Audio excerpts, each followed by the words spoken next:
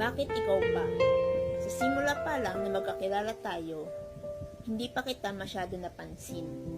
Ngunit na makasama na kita sa isang paglalakbay, doon ko naisip at nalaman na nahuhulog na pala ang loob ko sa iyo. Hindi ko rin maintindihan kung bakit ganon ang nararamdaman ko sa iyo. Pakiramdam ko na napaibig mo na ako sa iyo ng biglaan. Lalo na nung sinamahan mo ako nang ako'y natumba at ako'y iyong inalalayan.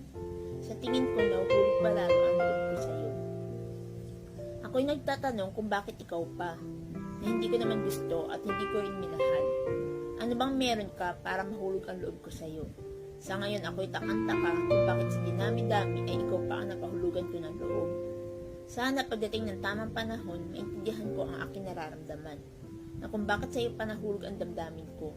Bakit hindi nila sa iba na nagustuhan at minahal ko? Kaya ngayon, ako'y lito kung bakit ikaw pa ang nakagaan ng loob at